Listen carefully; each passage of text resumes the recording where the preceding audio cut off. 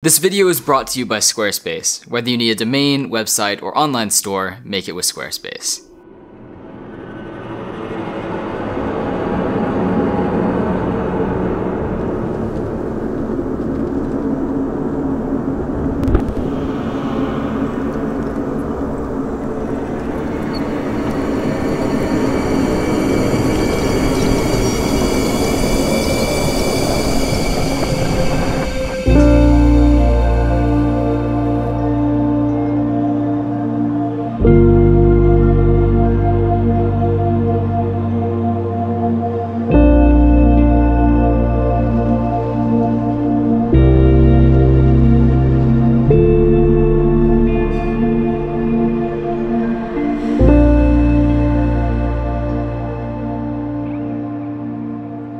My last video about sound design was focused around the idea of location sound, which is a lot of foley, like footsteps or waves crashing on a beach, but there's a lot more to sound design than just what's on screen. So in today's video, I want to talk to you a bit about atmospheric sound. This is sound effects that aren't necessarily something you see present in the shot. It's more a cue for the viewer, and it's based on how the shot feels. This could be anything from the creepy background noise in a horror movie to that overused boom sound effect that you hear in movie trailers. The primary reason you would want to use atmospheric sound is to have a subconscious effect on the viewer, like making them feel like they're scared or as if they're dreaming. But it can also be used to emphasize elements that are on screen but that don't necessarily make a sound. One filmmaker who's extremely skilled with this is Mitchell Mullins. He's not a massive creator online, but he's an incredibly talented filmmaker, so you should definitely check out some of his work and consider subscribing to it. But listen to how he takes this reflection in the lens and pairs it up with this glassy sound effect.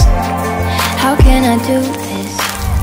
What if I run? I'm no longer a hero. That's a perfect example of what I'm trying to get at in this video. It's a sound effect that doesn't really make sense, but it just works. Another example of atmospheric sound is using a very loud sound effect to emphasize a very small detail. This is commonly used and arguably even overused in movie trailers, where you'll see a very small impact like a water droplet or someone putting their hand on something, but when you see that on screen, you also hear a very loud kind of boom sound effect in the distance. Once again, that doesn't make any sense, but when you watch it back, it kind of just feels right. Finally, you can use atmospheric sound to add sound effects to your camera motion. Obviously, when the camera's moving around in the shot, that doesn't make a sound, hopefully, but a lot of people like to use this kind of slow whoosh sound effect to emphasize fast motion of the camera or to emphasize when it goes past an object very close. A perfect example of this is Sam Colder. He likes to use these drone shots where the drone passes right next to an object, and when that happens, he emphasizes that motion using a sound effect. It's subtle, but if you listen closely, you can hear it. I'm able to get shots I couldn't even imagine before.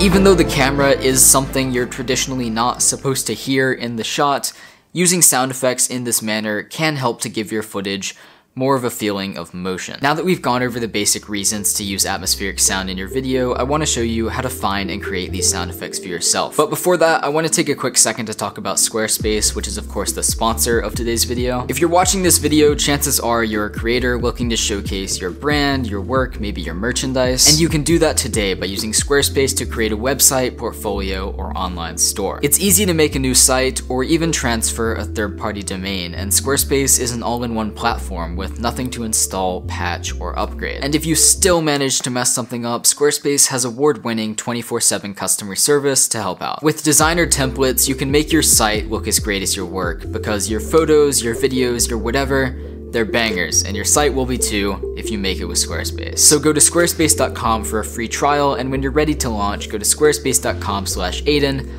for 10% off your first purchase of a website or domain. Now let's talk a bit about how you would actually go about finding atmospheric sound effects for your video, because even with an idea, finding the right sound can be tricky. You might know what sound you want, but not necessarily know where or how to find it. If you're not sure exactly what sound you're looking for, honestly the best way to find it is just sifting through online sound libraries until you find something close. This really isn't as bad as it sounds, because once you find something that's at least close to what you're looking for, you can dissect that that sound effect, see how it was created, and then use that information to find something similar. The most important thing to realize is that you're rarely gonna find one perfect sound effect. Most of the time what you're doing is piecing together and modifying multiple sound effects. I'm going to make a separate video all about how you can modify your sound effect, but there are a few basic modifications you can make to give your sounds a different atmospheric feeling. Using a low pass filter is going to make the viewer feel as if they are underwater or underground or just secluded from the action. You could also use something like a reverb sound effect, which is going to make the viewer feel more as if they are in a large open space, or maybe even lonely. You can also change the speed of your sound effects or even reverse them. A gunshot sound played in reverse becomes this really dramatic build-up sound. Creating an atmosphere using sound design could even mean excluding sounds altogether. In the movie A Quiet Place, there's a deaf protagonist, so all of the shots from her point of view are completely silent.